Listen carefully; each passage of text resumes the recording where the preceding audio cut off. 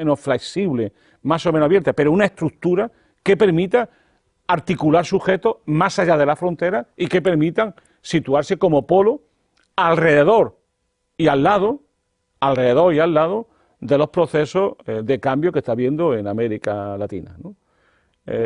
Para decirlo desde otro punto de vista, estoy llamando la atención de que la unidad e integración se debe de hacer más allá de lo que se suele hacer solo como unidad estratégico o institucional, como los procesos de UNASUR o la Comunidad de Naciones Latinoamericanas del Caribe, etcétera, etcétera. Es decir, a mí ese aspecto me parece fundamental. Y luego, el otro aspecto es lo que antes yo he llamado, y que también fue polémico en el debate, un regionalismo post-neoliberal.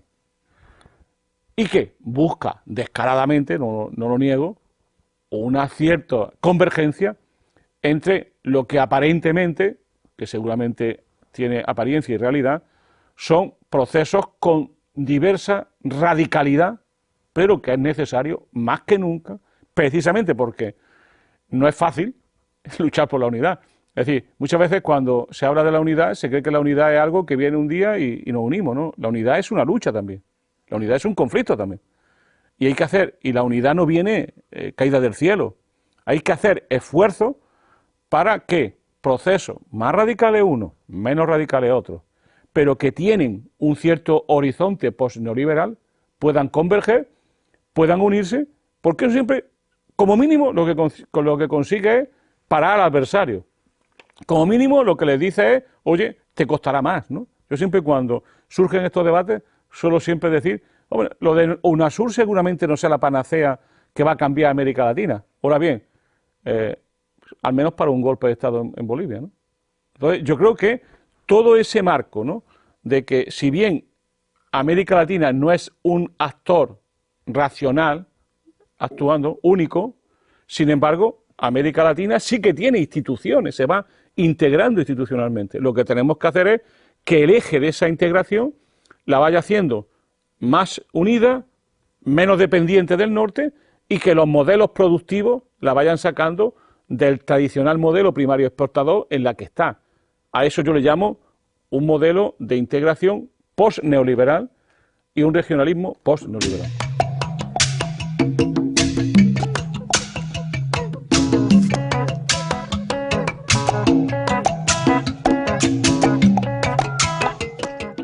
En el debate que tuvimos estos días en casa, tú recuerdas que yo apunté que una de las experiencias de la Revolución Cubana que habría que tener en cuenta era un poco lo que tú decías, es decir, la capacidad de organizar y movilizar permanentemente a la población.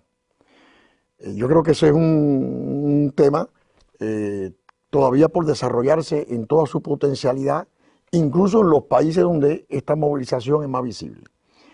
Pero esta movilización, esta capacidad de organizar y movilizar a las grandes mayorías en defensa de estos proyectos transformadores, tiene que ver de alguna manera con lo que las políticas reales transforman y cambian, y el nuevo país, el nuevo proyecto de país que ofrecen y van realizando. Esa es la experiencia también nuestra. En este sentido, aparece el tema del socialismo en el siglo XXI, porque acá hay revolución bolivariana, allá revolución ciudadana, allá revolución de los pueblos autóctonos, por el otro lado sandinista, y algunos de estos procesos más avanzados se han presentado bajo la identidad de revoluciones con apellidos que lo ligan a sus respectivas tradiciones culturales. Pero los dirigentes de estos procesos, muy rápidamente, en poco tiempo, han tenido que pasar a una propuesta de una opción no capitalista, de una opción socialista. Han comprometido el futuro de estos procesos con opciones socialistas y han traído a colación el tema del socialismo del siglo XXI, que ha sido puesto sobre el tapete a examen. También de eso hablamos en este evento y que, digamos, es uno de los temas más novedosos para las ciencias sociales de la región y para los políticos revolucionarios de la región. Y entonces quisiera dedicar en los últimos minutos que nos quedan de este encuentro para hablar un poco de este tema del socialismo del siglo XXI, sobre todo para un europeo que, como tú, ha vivido la cultura socialista de Europa Oriental, ha ayudado a construir la cultura socialista de Europa Occidental, que conoce la Revolución Cubana y a todas esas experiencias, sus pros y contras y sus variantes. ¿Qué cosas para ti o podría ser el socialismo del siglo XXI en América Latina? Yo creo que lo primero es casi al revés, preguntarse al revés. Es ¿por qué determinados países y en diversas circunstancias revoluciones o transformaciones que no tenían en origen una identidad o una propuesta socialista, al final la necesitan? Es decir, ¿por qué? Esto es muy importante para Cuba también.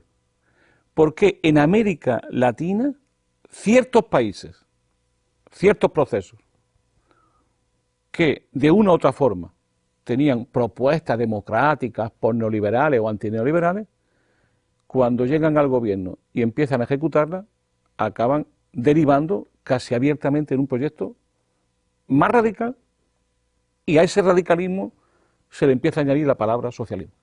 Eso yo creo que es un problema políticamente enormemente sugerente e importante, ¿no?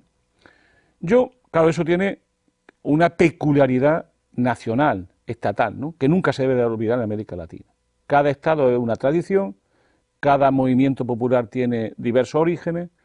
No es lo mismo tener a Mariátegui de tu lado que a Zabaleta Mercado, eso te marca, que no tenerlo, y viceversa, ¿no? Hay tradiciones, luchas, presencias, revoluciones. Bolivia hizo su revolución en 1952, una revolución armada y exitosa, además, que liquidó un Estado y creó otro, y una conciencia nacional específica. Es decir, cada mundo tiene sus propios mundos, ¿no?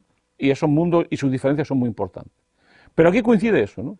Yo eso lo explico y creo que además nos ayuda a explicar que muchas veces tiene, ¿cómo diría yo?, algo de abusivo diferenciar demasiado a la izquierda en América Latina entre izquierda liberal, izquierda moderada e izquierdas radicales, ¿no? Yo creo que la característica fundamental que ha tenido estos tres procesos en concreto, en nicaragüense tiene otras complejidades, es que la combinación de lucha de masas, fuerte lucha de masas, lucha por la recuperación de los recursos naturales y lucha electoral, ha propiciado una crisis de régimen y la presencia de nuevos regímenes. Esto es muy importante, creo. Que eso no se dio en Brasil, que no se dio en Uruguay.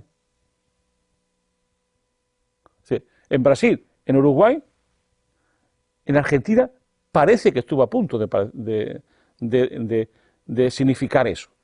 Claro, eso significa nuevas constituciones, procesos constituyentes, y eso tuvo que ver fundamentalmente con esta combinación de lucha social, lucha por los recursos, la mayoría de ellos son países fuertemente primarios exportadores, lucha electoral y, claro, obviamente contra la clase política dominante.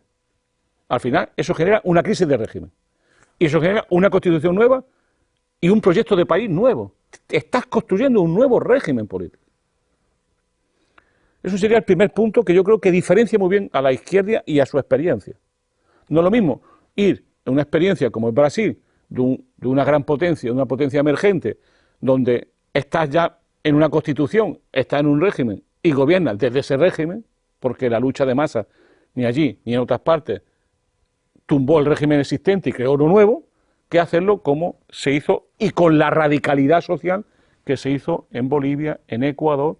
Acuérdate, por ejemplo, en Ecuador, los presidentes que han caído, ¿no?, en todas estas luchas, ¿no?, o en Bolivia, o mucho más en Venezuela, que tuvo diversos aspectos y todos ellos trascendentales de esta combinación de luchas, movimientos sociales, lucha electoral, decadencia de una clase política y nuevo régimen. La radicalidad, ¿de dónde viene?, ¿no? Pues es un viejo problema latinoamericano. que también la Revolución Cubana tiene mucho que ver con eso, es que más allá de las discusiones sobre la burguesía nacional, el empresariado, la alianza con ellos, ¿no?, cuando se empiezan a aplicar modestas reformas, la capacidad de reacción del adversario es tan firme, tan fuerte, tan radical, que no tienes más de menos que afrontarla radicalizando también tu propia propuesta. Es decir, o sea, se puede decir que propuestas que individual y en conjunto son, lo llamaríamos en Europa, por decirlo aquí, suavemente socialdemócratas, se convierten en propuestas revolucionarias inmediatamente que se aplican en América Latina. Y que, por tanto, la reacción conjunta de A, la embajada norteamericana en cada lugar, o sea, Estados Unidos; B, los centros de poder económico y los grupos de poder económico de esos países; y D, la clase política existente de la derecha, esas tres vectores, a cualquier movimiento que hagas, rápidamente responden con una radicalidad de enormes dimensiones, y donde los intentos golpistas, y todos de ellos. Y en todo se dio. Hubo un golpe en Venezuela, clarísimo.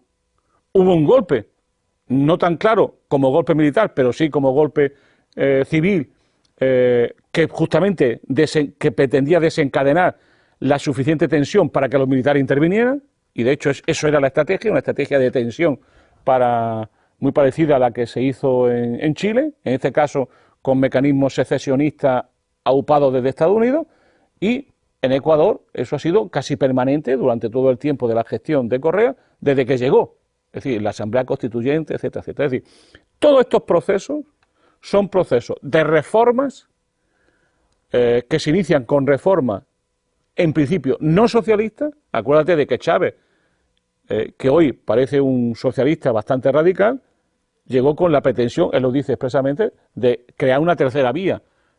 Parecía así como un capitalismo más humano y agradecido con los humanos. Bueno, pues al final se da cuenta que la alternativa es socialista. Y yo creo que eso es justamente lo que lo hace singular, pero también tiene un antecedente en eso, que es la Revolución Cubana. Es decir, ¿qué significa un ideario socialista en condiciones no socialistas y en procesos que de inicio no buscaban el socialismo? Entonces aparece ahí un problema muy marxista, ¿no? Que es que, un segundo, termino, que el problema es muy marxista, ¿no? Es decir, el socialismo no es tanto una opción política, sino un movimiento de la realidad. Es decir, el socialismo, para ser realmente el socialismo efectivo, no solamente como opción política, opinable, sino o como proyecto, debe de surgir de las propias contradicciones de la sociedad y debe de ser una posible salida a una crisis, ¿no? Y yo creo que eso es lo que se ha dado en América Latina, ¿no? Luis Mauro Marini decía que en América Latina para hacer reforma había que hacer la revolución. Y tú mismo subrayas el papel prosocialista que la propia participación de las masas de la sociedad, no solo de los políticos, va dándole un fundamento al socialismo. Pero, ¿cómo ves tú el futuro de esta opción frente a los desafíos de que antes hemos hablado? Para decirlo con mucha brevedad, el futuro de esta opción va a depender fundamentalmente de la capacidad que tengan ahora y en este momento de resolver las contradicciones objetivas que ya existen. Es decir, ahora mismo estos procesos han llegado a un límite y, como suele ocurrir, no me gusta ser dramático, estas cosas o avanzan o retroceden. Ya lo que no parece es que se pueda mantener el mismo ritmo y la misma situación, precisamente por la crisis geopolítica y económica que estamos viviendo. Yo creo que ahí está el nexo, el nudo, que yo creo que van a afrontar estos procesos, yo creo que en tiempo muy corto. Bueno, ¿qué haré sino agradecerte enormemente la posibilidad de este intercambio y sobre todo que nuestros televidentes puedan participar de esta discusión tal como la hicimos en gran medida en estos días en los encuentros en casa. Eso siempre se resuelve con un buen ron. Muchas gracias. Hasta la próxima.